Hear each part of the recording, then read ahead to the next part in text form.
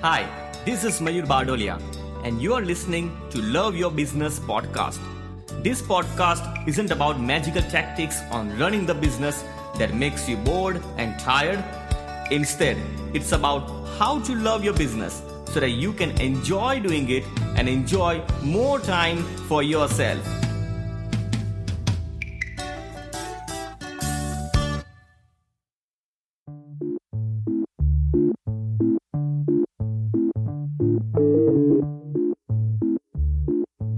In one of my previous jobs around 15 years ago, in a meeting, the boss would give instructions to the staff member, including me. You know, one of those boring meetings at the workplace.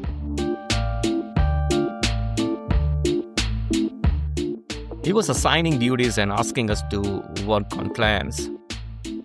And we all needed to carry a diary to note down everything discussed. There was just too much information to handle, and we all had difficulty taking notes because the boss was talking too fast and giving too much information. And I could never note down everything that was discussed in the meeting room. And I wish I could remember without noting down anything in my notepad.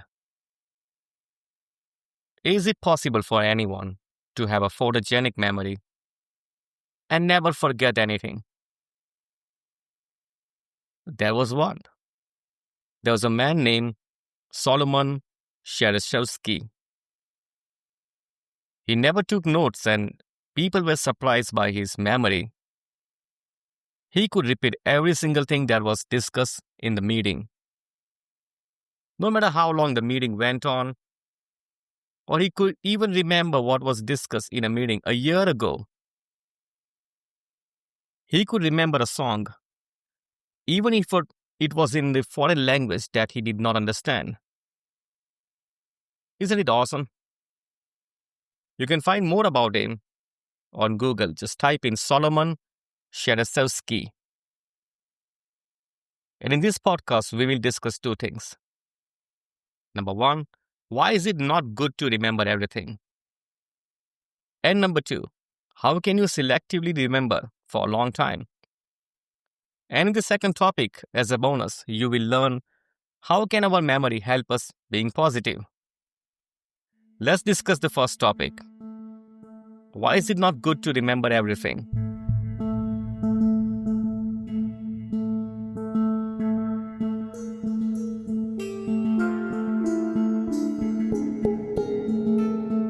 Shereshevsky faced a lot of problems because of his strong memory.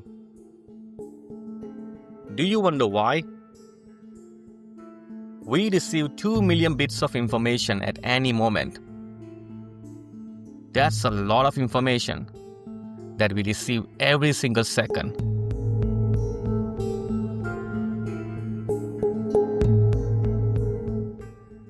You don't believe me? Well, let's try out. Right now, you're listening to this podcast or reading this article. Now, notice the things around you while paying attention to my voice or the article. Notice the shape and color of things around you. Notice various sounds around you. Maybe the traffic noise, the fan, the movement of people, or any machinery. Now notice the muscle movements in your body. Which leg is warmer than the other one? And feel the flow of blood in your body.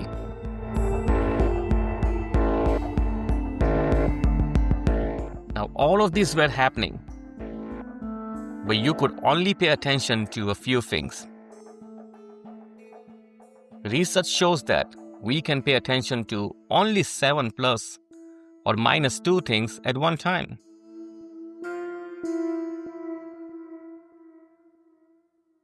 That means we can focus on only 5 to 9 things at any moment. If we pay attention to 2 million bits of information every single moment, it will be too much for us to handle. And we can go crazy with overwhelming information. So when Solomon Shereshevsky got older, he had a lot of problems because he could not forget this sad moment of his life. As a result, he had a lot of negative mental issues, such as anger, stress, resentment, hate, and depression. And if you see depressed people, you will notice that they tend to recall negative memories a lot more frequently. You don't want to face the problems like Shereshevsky. You want to be good at memory because it's beneficial. It helps you solve problems better, be creative, and ultimately be a happy individual. We can interact with people better and socialize better. More importantly, working on improving your memory helps you make your brain and neural pathways stronger, and it keeps you younger. So, how can we train ourselves with better memory? How can we selectively remember for a long time? Let's dive in.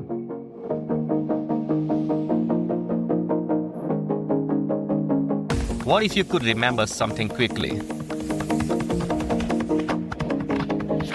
Well, remember a time when you were very happy. Pick a time in your life when you experienced absolute joy and happiness. Remember that time. What did you see? What did you hear? How did you feel? Intensify that feeling. Amplify what you heard and make the image of what you saw bigger, bolder, and brighter. Whilst holding this feeling, raise your right hand up. Now, put your right hand down and clear the image. Let's do it again. Remember a time when you were very happy. Pick a time in your life when you experienced absolute joy and happiness. Remember that time. What did you see? What did you hear? How did you feel? Intensify that feeling, amplify what you heard, and make the image of what you saw bigger, bolder, and brighter. And whilst holding this feeling, raise your right hand up. Now, put your right hand down and clear the image. And now, raise your right hand up again. If you follow this exercise exactly as I shared, you would have instantly recollected the memory of absolute happiness by just raising your right hand.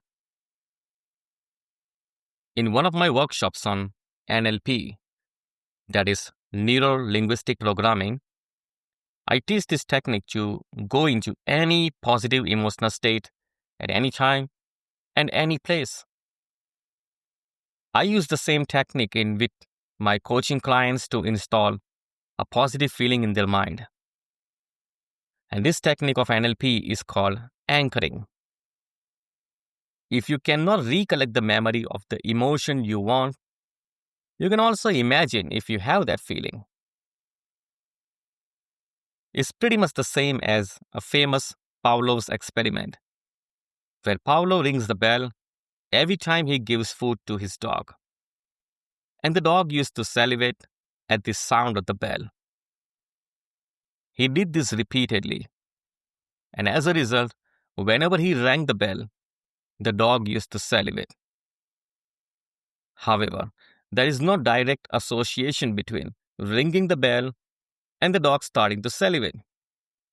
But Pavlov made a connection between the ringing of the bell and making the dog salivate.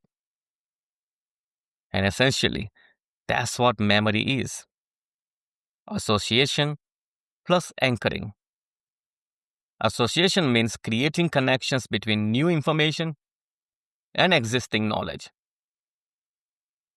Anchoring means associating new knowledge with specific cues so as to recall it. By becoming better at anchoring, anyone can improve their memories.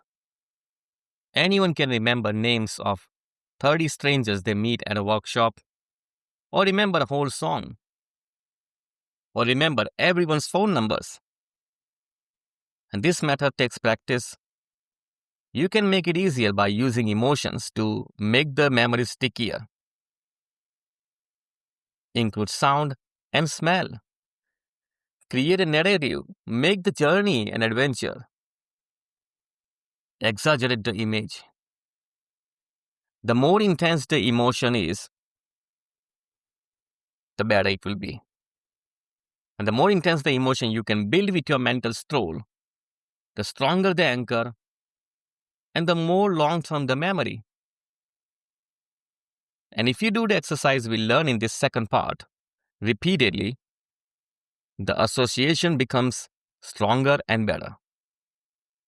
And association is better than repetition. You can create any emotional state by simply doing the same exercise. The emotional states includes creativity, joy, pleasure, curiosity, motivation, etc. And if you wish to learn, you can contact me at contact@northstarangel.com. So, for example, depressed people could recall happier memories in a better way. And recalling happy memories help depressed people repair their mood. So, in short, to improve your memory, associate something new with something old and known, and anchor the new with as much as vividness as possible and as much detail as you can. So that takes us to the end of this podcast. So let's find out what's happening in my world.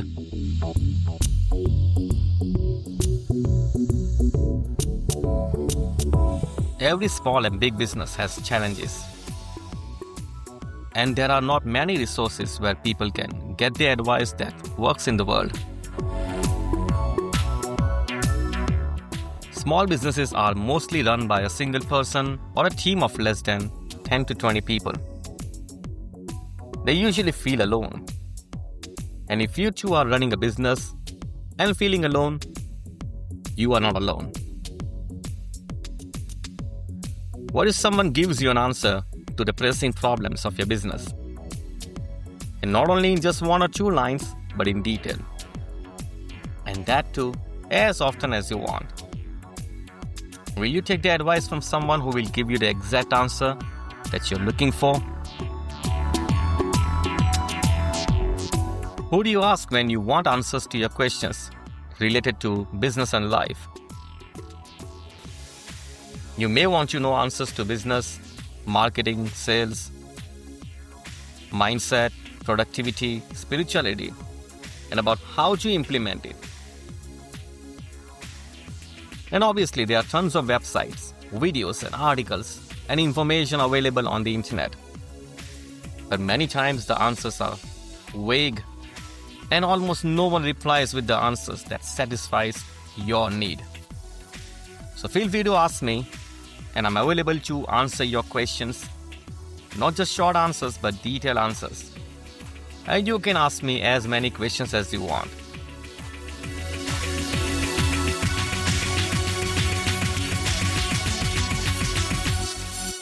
And those who know me, they know I always love to talk to people and give them the information that gets them out of their struggle. So what are you struggling with? What answers you are looking for? Send me your questions. You may be surprised by the answers. Send me an email at contact@northstarangel.com. And I will reply to you just like I reply to everyone, whether you are already my client or not. Try out. Sounds good? And I have the best interest of yours in my heart. So send me a question and I'm happy to help you. I usually reply within 24 to 48 hours. And if I don't, send me a mail again, just a gentle reminder. Find me on LinkedIn and Twitter. Just type my name and you will find me. That takes us to the end of this podcast. Thank you for listening. Bye for now.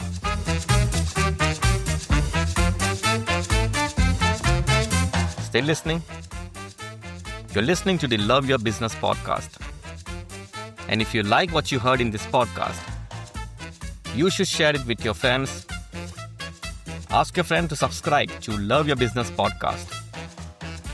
Share the link northstarangel.com/subscribe. They probably love the Love Your Business podcast. They will thank you later. Please leave a review of Love Your Business. Send your questions. And if you want to talk, just send me an email at contact@northstarangel.com. I will answer. Yes, I read and reply to every single email. It's Mayur Bardolia from North Star Angel Coaching and Spiritual Solutions. Success coach, author, and speaker. Thanks for listening. Bye for now.